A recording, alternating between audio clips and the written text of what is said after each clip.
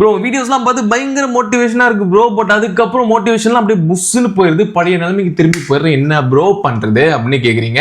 Exactly இதில் break down பண்ணுறேன், அப்படியே உட்காந்து பாரு. ஃபர்ஸ்ட் பாயிண்ட் என்ன தெரியுமா ப்ரோ? You two comfortable. நம்ம சமைச்சு கொடுத்துறாங்க, அப்பா வந்து ஃபீஸ் கட்டிடுறாரு, வாடகை கட்ட தேவையில்ல, வேற எதுவுமே இல்லை, வேற ஸ்ட்ரெஸ் இல்லை உங்கள் லைஃப்பில். ஜஸ்ட் ரொம்ப கம்ஃபர்டபுளாக இருக்கீங்க. அதே காலையில் எழுந்திருக்கிறீங்க, அதே இது திரும்பி போகிறீங்க வரீங்க, ஈவினிங் வந்துட்டு அப்படியே சோஷியல் மீடியாவில் டூம் ஸ்க்ரோல் பண்ணிட்டு அப்படியே தூங்கிட்டு அப்படியே திரும்பி இதே இது வீக்கெண்ட்ஸ் ஆனால் அப்புறம் என்ன பண்ணுறீங்கன்னே தெரிய மாட்டேங்குது. திடீர்னு பார்த்தா வீக்கெண்ட்ஸ் போயிடுது. அதுக்கப்புறம் இது நடந்துகிட்டே இருக்குது. திடீர்னு கொஞ்ச நாள் கழிச்சு பார்த்தா ஒரு 4-5 வருஷம் போயிடுச்சு, பார்த்தா அதே நிலைமையில் இருக்கீங்க. சுத்தமாக மாற முடியல. என்ன பண்ணுறது இப்போ? எக்ஸாக்ட்லி ஒரு கம்ஃபர்டபுளான ஒரு ட்ராப்பில் போய் மாட்டணும்னா இதுதான் எக்ஸாக்ட்லி ஆகும். எனக்கு நல்ல ஞாபகம் இருக்குது. நான் என் வாழ்க்கையிலே உருப்படியாக பண்ண ஒரே ஒரு விஷயம் எங்கள் வீட்டிலேருந்து நான் வெளியே மூவ் அவுட் ஆனது. ஸோ இது வந்து 2018 நடந்துச்சு. அதுக்கு முன்னாடி வந்து 24 வயசு வரைக்கும் நான் எங்கள் பேரண்ட்ஸ் வீட்டில் தான் வந்துட்டு இருந்தேன். ஆஸ்திரேலியாவுக்கு மூவ் ஆகிடலாம், அதுக்கப்புறம் ஆஸ்திரேலியா போய் நம்ம ஒரு ஃப்ரெஷ்ஷாக ஆரம்பிப்போம் அப்படின்ற மாதிரி எனக்கு தோணுச்சு 2018. ஒன்ஸ் நான் மூவ் அவுட் ஆனேன். 2018 2020 வரைக்கும் வந்து கிட்டத்தட்ட அந்த மாஸ்டர்ஸ் டிகிரி பண்ணிட்டு ஒரு ஸ்டூடெண்ட் லைஃப்ல அப்படியே சுற்றிட்டு அப்பயும் லைக் மூளை வளரல, அப்பயும் கொஞ்சம் ரிட்டார்டராக தான் இருந்தேன்னு வச்சுக்கோமே. 2020 ஃபுல்லாக கம்ப்ளீட் ப்ரோக். காசே இருக்காது என்கிட்ட. பேண்டமிக் வேற, லாக்டவுன், எங்கேயும் போக முடியாது, எங்கேயும் வர முடியாது, லிட்டரலி காசு இல்லை. 2021 தான் கொஞ்சம் காசு வர ஆரம்பிச்சது.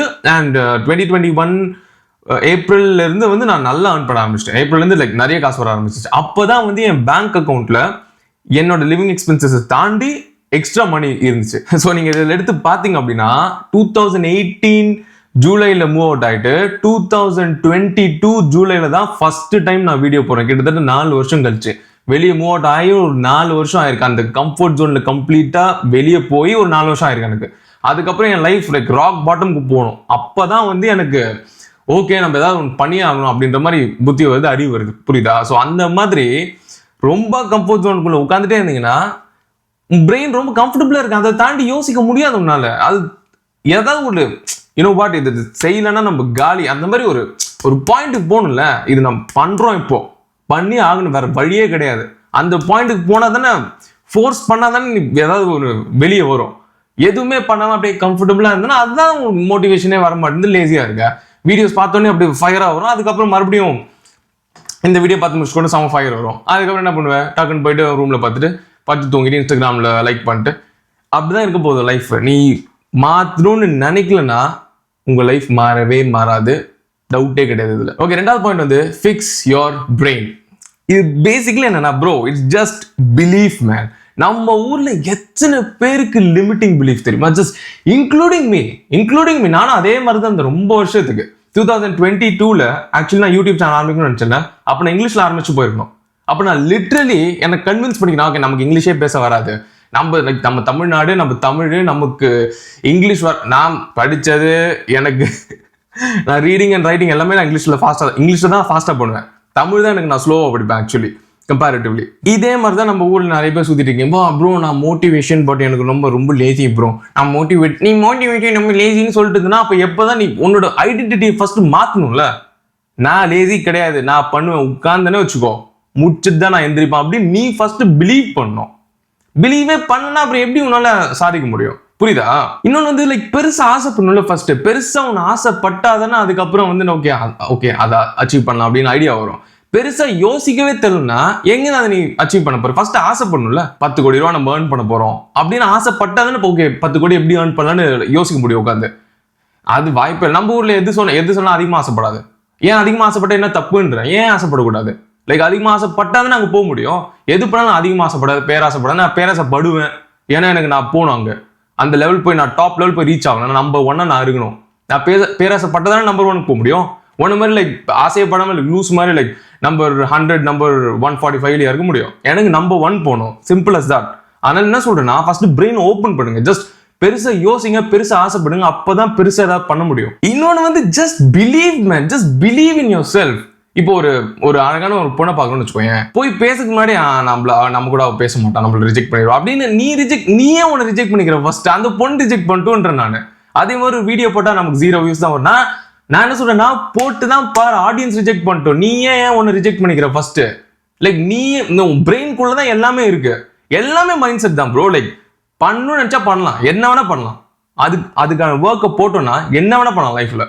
பட் ஆனா போறதுக்கு முன்னாடி நம்மளால முடியாது. 1வது point, last and final point என்ன அப்படின்னா சேஞ்ச் யுவர் சரௌண்டிங்ஸ். ஸோ இந்த பாயிண்ட் பேசிக்லி என்னன்னா, அகைன் அதே ஆஸ்திரேலியா எக்ஸாம்பிள் தான். இந்தியாவில் இருந்த வரைக்கும் அந்த கம்ஃபர்டபுள் ஜோனுக்குள்ளேயே இருந்த நான், அங்க இருக்கிற வரைக்கும் பேரண்ட்ஸ் ஒரு மாதிரி இருப்பாங்களே, அவங்களுக்கு என்ன தெரியும், அவங்களுக்கு என்னப்பா தெரியும், அவங்களுக்கு அந்த லைக் படிச்சு முடிக்கணும், வேலைக்கு போகணும், வீட்டுக்கு வரணும், like TV serial news politics இவ்வளவுதான் அவங்களுக்கு தெரியும். ஸோ அவங்க உனக்கு அட்வைஸ் கொடுக்கும்போது என்ன சொல்லுவாங்க, படிச்சு முடிச்சுட்டு வேலைக்கு போகணும்ப்பு, நீ தான் இப்போ நம்ம ஜென்ரேஷன் ஃபர்ஸ்ட் படி அப்படிதான் சொல்லுவாங்க. ஏன்னா அவ்வளவுதான் தெரியும் அவங்களுக்கு. அதை தாண்டி ஏன்னா அவங்க வளர்ந்த இதெல்லாம் யோசிச்சுப்பாரு, அவங்க எல்லாம் 60s 70s 80s 90s வளர்ந்தவங்க. Okay, அது வரைக்கும் 1990 வரைக்கும் உலகம் கரெக்டாக தான் இருந்துச்சு. அதுக்கப்புறம் தான் இந்தியாவில் மாற ஆரம்பிச்சு. ஏன், அப்போதான் இன்டர்நெட் வந்துச்சு. 1990ல அமெரிக்காவில் இன்டர்நெட், அந்த இன்டர்நெட் தான் உலகத்தை மாத்தின பாயிண்ட். இன்டர்நெட் வந்ததுக்கு அப்புறம் உலகம் கம்ப்ளீட்லி மாறிடுச்சு. அது இந்தியாவுக்கு வரதுக்கு 2000s and 2010 ஆயிடுச்சுன்னு வச்சுப்போமே. அந்த பாயிண்ட்டுக்கு அப்புறம் ஜஸ்ட் இன்ஃபர்மேஷன் அவ்வளோ இருக்கு. ஏன்னா அதுக்கு முன்னாடி இன்ஃபர்மேஷன் இருக்காது.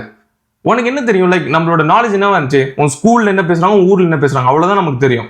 ஓகே, இவங்க இது டாக்டர் இன்ஜினியர்னா அவ்வளவுதான் தெரியும். அது தாண்டி என்ன இருக்குன்னு கூட தெரியாது. பட் அந்த இன்ஃபர்மேஷன் எல்லாம் லைக் குளோபலைஸ் ஆனதுக்கு அப்புறம், லைக் அமெரிக்கால என்ன நடக்குதுன்னு நம்ம இங்க உட்காந்துட்டு, லைக் ஒரு இந்தியாவில் இருக்கிற ஒரு தமிழ்நாட்டில் இருக்க ஒரு சின்ன கிராமத்துல இருந்து அமெரிக்கால என்ன இனோவேஷன் நடந்துட்டு இருக்குன்னு நம்ம இப்போ அப்டேட் பண்ணிக்க முடியும். அஃப்கோர்ஸ் நீ தேடி போய் அதை கண்டுபிடிக்கணும்னு வச்சுக்கோங்க. பட் இருக்கு, அந்த இன்ஃபர்மேஷன் இருக்கு, நீ போய் பார்த்தா கண்டிப்பா கத்துக்கலாம். கரெக்டா? இன்ஃபர்மேஷன் ஓபன் ஆனதுக்கு அப்புறம் just do it, just learn about things and just sit down and do the damn work. அவ்வளவுதான் ப்ரோ. இது அஃப்கோர்ஸ் இந்த லெவல் ஆஃப் திங்கிங் உன் ஊருக்குள்ளேயே உன் வீட்டுக்குள்ளேயே இருக்க வரைக்கும் கண்டிப்பா வராது. நான் சொல்லல your average of 5 people that you spend time with அப்படின்ட்டு. உன் சுத்தி இருக்க 5 பேரை பாரு, உன் ஃப்ரெண்ட்ஸ் எல்லாம் அவங்களாம் லோ லெவல் லோ கிளாஸ் பீப்புளா இருந்தா அதே லெவலுக்கு தான் நீ யோசிப்ப. நான் இந்தியாவில் இருக்கிற வரைக்கும் என் பிரெயின் அவ்வளவுதான் இருந்துச்சு. நான் ஒன்ஸ் ஆஸ்திரேலியாக்கு வந்ததுக்கு அப்புறம் அந்த அந்த 2018 to 2022 அப்போ வரைக்கும் லைக் ஆவரேஜ் திங்கிங் தான். ஒன்ஸ் in 2022 நான் இன்னொரு லைக் மெல்பர்ன்ல இருந்து இன்னொரு சின்ன ஒரு டவுனுக்கு போற மாதிரி ஒரு சிச்சுவேஷன் ஆயிடுச்சு. அங்க போனதுக்கு அப்புறம் நான் கம்ப்ளீட்லி ஃப்ரெண்ட்ஸ் யாருமே இல்லை.